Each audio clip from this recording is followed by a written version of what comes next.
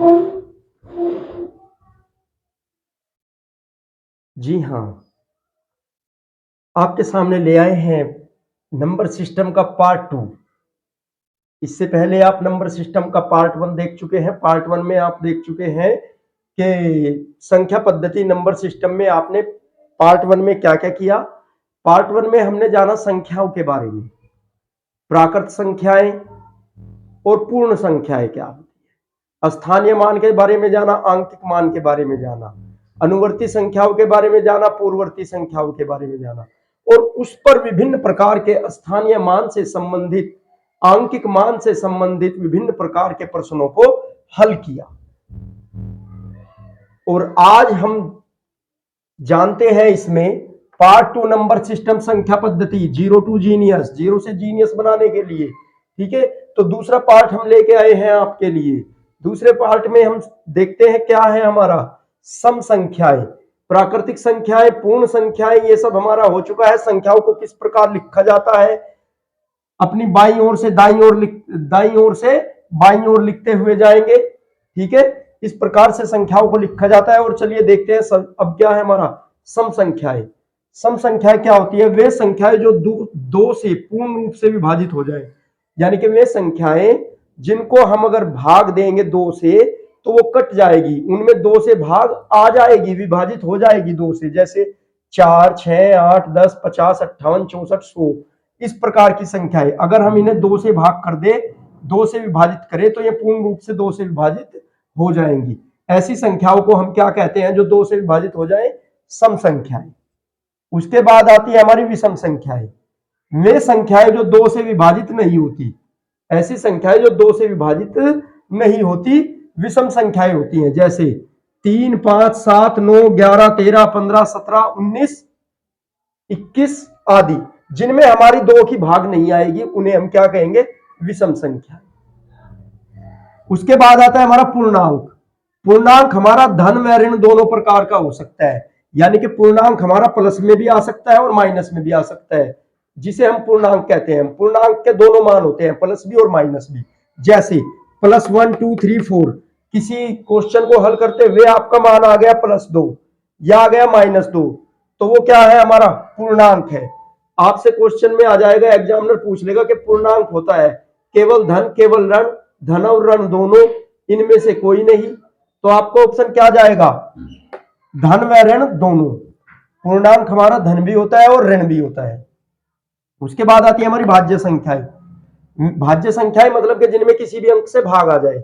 वे संख्याएं जो किसी न किसी संख्या से विभाजित हो, वे संख्याएं जो किसी न किसी संख्या से विभाजित हो, भाज्य संख्याएं कहलाती हैं। जैसे 4, 6, 8, 9, 12, 15, 18, इस प्रकार से। और एक नोट क्या लिखा है, ये सम व विषम दोनों होती है। जो हमारी भाज्य संख्याएं हैं वो हमारी सम भी हो सकती है और विषम भी हो सकती है। कैसे, देखिए यहाँ पे 4 हमारा सम है, 6 सम है, 8 सम है, 9 क्या है, विषम। लेकिन 9 क्या है, किसी न किसी नंबर से तो विभाजित हो रहा है, 3 से विभाजित हो रहा है, 3 3 9, तो ये क्या है, विषम होते हुए भी हमारी भाज्य संख्या है। तो आपने यहां से क्या सीखा कि भाज्य संख्याएं सम और विषम दोनों हो सकती है। ठीक है, उसके बाद आती है हमारी अभाज्य संख्याएं। वे संख्याएं जो केवल एक व स्वयं से ही विभाजित हों, ऐसी संख्याएं जो या तो स्वयं से विभाजित होंगी या एक से, अभाज्य संख्या कहलाती है। जैसे 2 को आप किसी और संख्या से विभाजित नहीं कर सकते, या तो 2 से ही करोगे, 2 एकम 2 या 1 दूनी 2। ऐसे ही 3 एकम 3 या 1 तिया 3, 5, 7, 11, 13, 17, 19, 23, 29, 31, और भी बहुत सारी ऐसी संख्याएं हैं जो हमारी अभाज्य संख्याएं होती हैं। तो हमने यहां से क्या जाना कि वे संख्याएं जो केवल या तो स्वयं से या एक से विभाजित होंगी, अभाज्य संख्या कहलाएगी। इस प्रकार से चलिए आगे बढ़ते हैं अभी और जानते हैं इसके बारे में, और फिर विभाज्यता के नियम देखेंगे इसमें, जिससे आप बहुत ही सरल तरीके से बिना क्वेश्चन को हल किए किसी भी संख्या को बता सकते हो कि कौन सी अंक से विभाजित है। चलिए बढ़ते हैं आगे। आप इसका नोट्स बनाते हुए चलेंगे, जितने भी चैप्टर कराए जा रहे हैं आप इसका नोट्स बना लेंगे, ताकि आपको आने वाली किसी भी परीक्षा में किसी भी समस्या, कोई भी किसी भी प्रकार की समस्या का सामना न करना पड़े। आपको सब कुछ इसी से क्लियर हो जाएगा संख्या पद्धति में।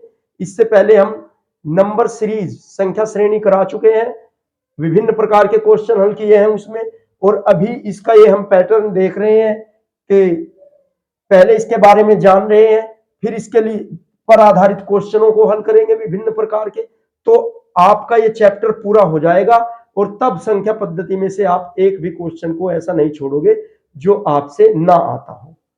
तो बड़े ध्यान से इसका नोट्स बनाते चलेंगे। बढ़ते हैं आगे।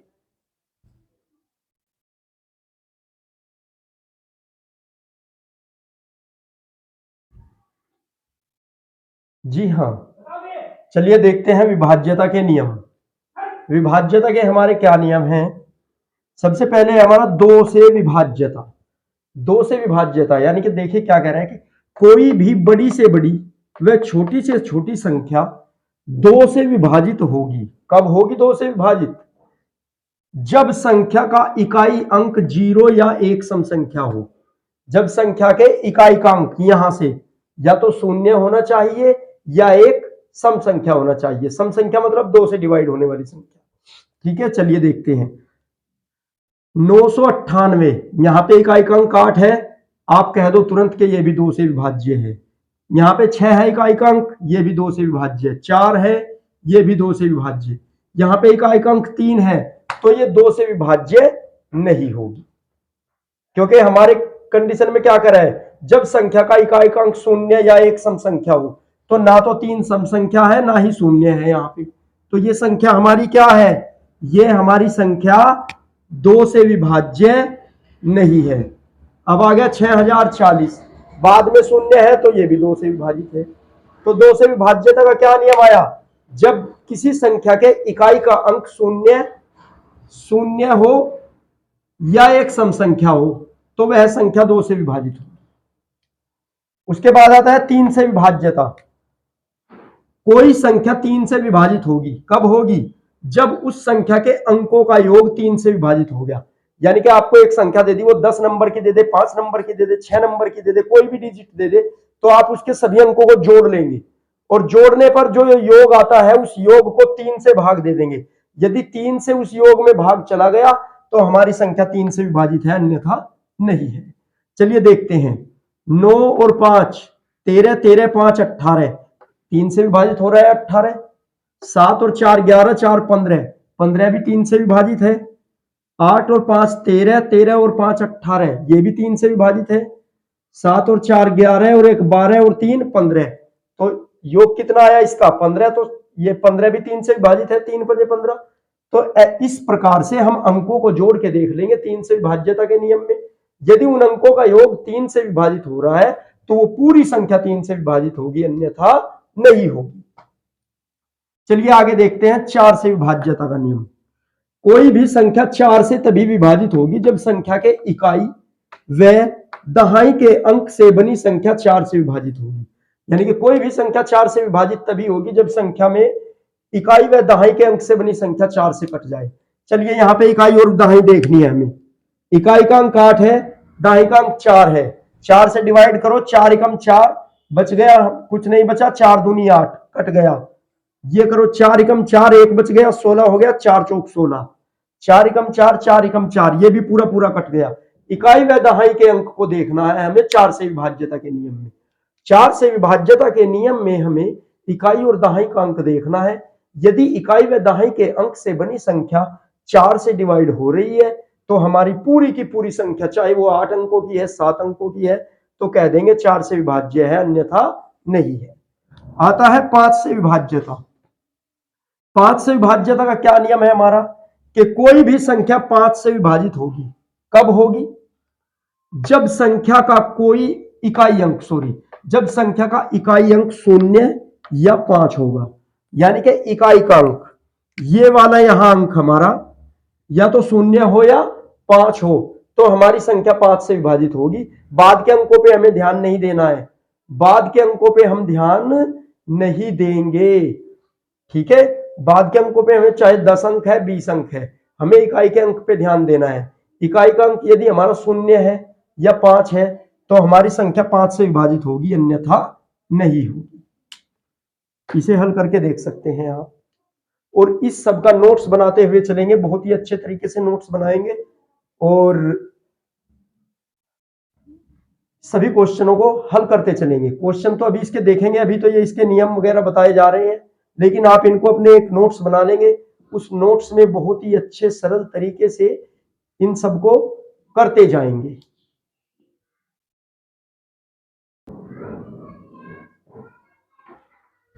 जी हाँ, चलिए देखते हैं 6 से विभाज्यता। तो कोई संख्या 6 से कब विभाजित होगी? कोई संख्या यदि 2 व 3 से विभाजित होगी तो वह संख्या 6 से भी विभाजित होगी। यानी कि कोई संख्या यदि 2 और 3 से विभाजित हो रही है तो वो और किससे विभाजित होगी? वो 6 से भी विभाजित होगी। देखिए जैसे ये दे दिया इसने, 2 से विभाज्यता का नियम हमें क्या करना है? अंत में 0 या सम संख्या देखनी, यहाँ पे भी है यहाँ पे भी है। अब 3 से देख लेंगे, अंकों का योग 3 से विभाजित होना चाहिए। 9 4 13 5 18 हो रही है, तो ये 6 से विभाजित है, ये भी 6 से विभाजित है। क्यों? क्योंकि जो संख्या 2 व 3 से विभाजित होगी वह हमारी संख्या 6 से भी विभाजित होगी। चलिए देखते हैं 8 से विभाज्यता। कोई संख्या 8 से तभी विभाजित होगी यदि संख्या के अंतिम 3 अंक इकाई, दहाई व सैकड़े से बनी संख्या 8 से विभाजित हो। हमें ध्यान कहां रखना है? अंतिम 3 अंकों पर। अंतिम 3 अंकों को डिवाइड करके देख लेना है 8 से। यदि डिवाइड हो रहे हैं तो ठीक है, नहीं तो विभाजित नहीं होंगे। देखिए जरा, 8 नंबर 72, 3 बच गए, 8 चौक 32, ये संख्या 8 से विभाजित है। यहाँ पे देख लेंगे, 8 8 64 बच गया, 4 48 हो गया, 8 6 48, ये भी संख्या 8 से विभाजित है। आगे का नंबर पे हमें फोकस नहीं करना है। आगे के नंबर पे चाहे जितना बड़ा नंबर हो, हमें अंतिम 3 अंक देखने हैं, इकाई, दहाई, सैकड़ा, इनसे बनी संख्या देखनी है और उसको 8 से डिवाइड कर देना है। यदि वो संख्या 8 से डिवाइड हो रही है तो पूरी संख्या आपकी 8 से डिवाइड होगी। उसके बाद देखते हैं 9 से विभाज्यता। कोई संख्या 9 से विभाजित होगी यदि संख्या के अंकों का योग 9 से विभाजित होगा। यदि संख्या के अंकों का योग 9 से विभाजित हो गया तो यह संख्या हमारी 9 से विभाजित होगी, अन्यथा नहीं होगी। जैसे ये दे दिया है 2 + 5 + 4 + 9 + 7, कितना आ गया? 9 7 16, 4 20, 5 25, 25 और 2 27, 27 हमारा 9 से डिवाइड होता है, तो ये 9 से विभाजित है। इसी प्रकार ये देखेंगे 8 + 5 + 5 + 8 + 8, 8 और 8 16, 16 और 10 26, 26 और 8 36, और ये भी 9 से विभाजित है। तो यदि संख्या के अंकों का योग 9 से विभाजित हो रहा है तो हमारी संख्या भी 9 से विभाजित हो रही है। चलिए देखते हैं अब कुछ क्वेश्चन इन्हीं पर आधारित। देखिए क्या क्वेश्चन दिया है। 16,075 को किसी संख्या से भाग देने पर तो भागफल 167 आता है, वह शेषफल 43 प्राप्त होता है। तो भाजक ज्ञात कीजिए। भाजक यानी जिससे भाग दी जाती है। जरा एक बार यहां से समझ लेंगे। जैसे यहां पे दे दिया, हमें भाग करना है 57 को 19 से, तो हमारा ये क्या हो गया? ये तो हो गया भाज्य और ये हो गया भाजक। और जो पहाड़ा चलाएंगे कितनी बार? 19 या 57, ये होता है हमारा भागफल। और शेषफल जो बचता है इनमें से घटा के, तो हम क्या लिख सकते हैं यहां पर कि भाज्य बराबर, भाज्य मतलब जिसको भाग करना है, यानी कि 57 बराबर भाज्य बराबर भाजक गुणा भागफल और प्लस शेषफल। भाज्य बराबर भाजक गुणा भागफल प्लस शेषफल, यानी कि भाजक देखिए जरा कैसे, यहां पे 57 है हमारा, तो 19 गुणा 3, 19 या 57, शेषफल में कितना? 0 हो गया ना इसके बराबर। तो भाज्य बराबर भाजक गुणा भागफल प्लस शेषफल, ये हमारी कंडीशन होती है। ठीक है, इस प्रकार से आपको ये बात समझ आ गई होगी। चलिए आते हैं हम अपने क्वेश्चन पर, प्रश्न पर। क्या कह रहा है कि 16,075 को किसी संख्या से भाग देने पर भागफल 167, शेषफल 43 प्राप्त होता है। तो हमें भाजक यानी कि हमें ये वाला ज्ञात करना है। चलिए अभी ये वाला भी आ जाएगा, पहले जो जो हमें दिया गया है क्वेश्चन में वो सब यहां पे रख देते हैं। भाज्य यानी कि जिसे भाग देनी है, किसे दी भाग? इसको दी है 16,075 को, तो 16,075 हमने भाज्य की जगह रख दिया। भाजक, भाजक हमको मालूम नहीं है, भाजक की जगह हमको भाजक ही रखना है, क्योंकि उसने कहा है कि भाजक ज्ञात करो। ठीक है, भाजक तो हमें ज्ञात करना है। लो भाई, भागफल, भागफल 167 दिया है तो 167 लिख लेंगे, प्लस शेषफल, वह शेषफल दिया है 43 ये यहां पे लिख लिया। अब करते हैं हल। देखिए जरा, बिल्कुल संयम से, धैर्य से देखेंगे, हड़बड़ावट कुछ नहीं है, इजीली तरीके से इसका आंसर हमारा आ जाएगा। कैसे? यहां पे 43 हमारा प्लस में है, बराबर से इधर आके किस में हो जाएगा? माइनस में। तो चलिए रख देते हैं माइनस में। ये लो, इधर क्या बचा हमारा? भाजक गुना ये हमारा भागफल जो दिया हुआ है। ठीक है, चलिए अब इसमें से 43 को माइनस कर देंगे, कितना आ गया? 16,032। कितना आ गया? 16,032। और यहां पे कितना हमारा? भाजक गुणा भागफल। अब यहां पे देखिए आप, ये भागफल, ये 167 भाजक के साथ गुणा में है, तो बराबर से इधर आके कहां चला जाएगा? भाग में। मैंने आपको एक बॉक्स बताया था कि गुणा वाली वस्तु बराबर से उधर भाग में जाएगी, और भाग वाली जो कोई नंबर है वो बराबर से उधर गुणा में चला जाएगा, और जो प्लस वाला नंबर है वो बराबर से उधर माइनस में जाएगा, और जो माइनस वाला नंबर है वो बराबर से उधर प्लस में चला जाएगा। ये हमारा बॉक्स है, इस बॉक्स को ध्यान रखेंगे कि गुणा वाली जो यहाँ पे नंबर है वो बराबर से उधर भाग में जाता है, और भाग वाला नंबर बराबर से उधर गुणा में जाता है, और प्लस वाला नंबर बराबर से उधर माइनस में, और माइनस वाला नंबर बराबर से उधर ले जाएंगे तो प्लस हो जाता है हमारा। चलिए अब ये गुणा में है, इधर तो कहां आ जाएगा? भाग में आ जाएगा। 167 से इसको भाग दे देंगे। चलिए 167 से इसको भाग दीजिए, कितनी बार चलेगा? ये है हमारा 16,032 और ये है 167। इसको यहां पे भाग दे लेते हैं साइड में।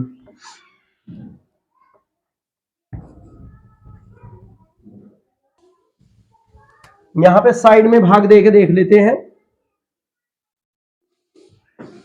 16,032 और 167 से कितनी बार चलेगा? 10 बार तो ज्यादा हो जाएगा, 9 बार चलाएंगे। 9 सते 63, 9 छिक 54, 54 और 6 60, फिर से 6 गया, 9 एकम 9, 9 और 6 15, तो कितना बच गया हमारा? पूरा 100 बच गया, और इधर से उतार लिया क्या हमने? 2, 1002 हो गया। अब किससे चलाएं? 6 से देख लेते हैं। 6 सते 42 और 6 छंग 36, 36 और 6 36 और 4 40, हासिल को 4, 6 कम 6 और 4 10, तो पूरा पूरा कट गया। कितना आ गया? इससे इसे डिवाइड करके 96, तो हमारा भाजक क्या आ गया? 96।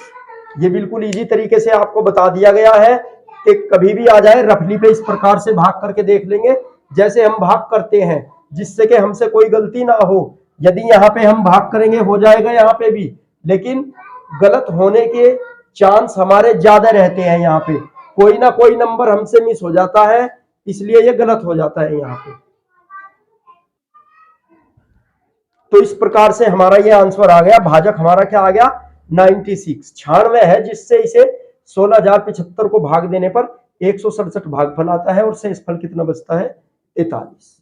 इस प्रकार के क्वेश्चन हमारे अक्सर एग्जाम में देखने को मिलते हैं, तो इन सब का नोट्स बनाते चलेंगे। मैंने आपको बता दिया है, ये क्वेश्चन RS अग्रवाल की बुक में से है। बहुत अच्छी बुक है जो सभी कंपटीशन के एग्जाम में आपको सहायता करती है।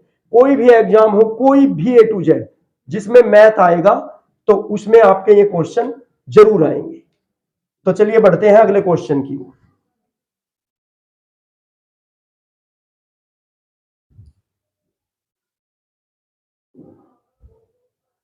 चलिए देख लेते हैं क्या कह रहा है हमारा क्वेश्चन, कि 4000 में से छोटी क्या संख्या घटाई जाए? 4000 में से छोटी क्या संख्या घटाई जाए? कि शेष बची संख्या 19 से पूर्णतः विभक्त हो जाए। यानी कि 4000 में से हम ऐसा क्या घटाएं कि जो घटाने पर नंबर बचेगा हमारा, जो घटाने पर संख्या आएगी वो इस 19 से पूरी तरह से विभाजित हो जाए। चलिए देख लेते हैं। उसने कहा है 4000 में से घटाना है, 4000 में से कोई ऐसी संख्या घटानी है जो 19 से पूरी तरह से विभाजित हो जाए। चलिए ये 4000 दिया है, ये 19 दिया है, तो आपको 19 से ही इसे डिवाइड कर देना है। इस प्रकार के क्वेश्चन में डायरेक्ट इसे जो संख्या दी गई है उसी से डिवाइड कर दो।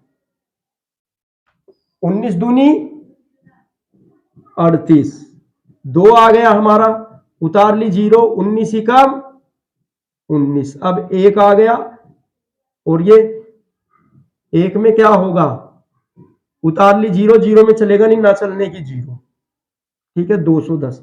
और 10 क्या बच गया हमारा, शेष फल। ठीक है, देखो कैसे 19 को हमने भाजक बना लिया, 4000 को भाज्य, तो भागफल हमारा 210 आया और शेषफल हमारा 10 बचा। तो हम क्या कह सकते हैं कि 4000 में से छोटी से छोटी संख्या 10 घटाने पर 10 घटाने पर शेष जो संख्या होगी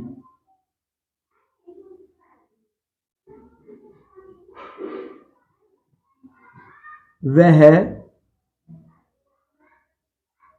19 से विभाजित होगी, 19 से पूर्णतः विभाजित होगी।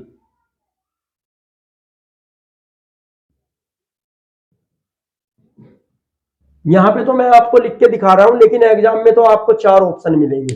4 ऑप्शन दे देगा, वो कैसे कि 4000 में से छोटी संख्या क्या घटाई जाए कि शेष बची संख्या 19 से पूर्ण रूप से विभाजित हो। आपको ऑप्शन नंबर ए में दे देगा 13, बी में दे देगा 17, डी में दे देगा 10, सी में दे देगा 10 और डी में दे देगा 19 ही। तो आपको तो वहां पे 4 ऑप्शन इस प्रकार दे देगा। ये मैंने आपको क्रिया करके दिखाई है कि इस प्रकार से आप फाइंड अप कर सकते हो अपना मान इजीली तरीके से। देखिए फास्टली अभी नहीं चलना है, अभी तुरंत से हम आपको फास्टली रैपिडली चला दें, बुलेट बना दें, तो वो आपके लिए भी अच्छा नहीं है। हमने क्या कहा है, 0 to जीनियस। तो आपको इतने आराम से धीरे धीरे आपको एक लय पकड़ा दी जाएगी, फिर आपको इतनी जल्दी से इस प्रकार के क्वेश्चनों का हल बता दिया जाएगा बहुत ही सरल तरीके से। अभी आप जो सही तरीका है उसे अपनाओ, उससे करके देखो क्वेश्चनों को। ठीक है, तो किस प्रकार से 4000 में से छोटी संख्या क्या घटाई जाएगी, 19 से पूर्णतः विभक्त हो ऐसी संख्या आ जाए। तो हमने 19 से ही इसे भाग कर दिया और कितना आ गया हमारा, 10 आया शेषफल। तो 4000 में से 10 घटा दे तो ये संख्या इससे पूरी तरह से विभाजित होगी।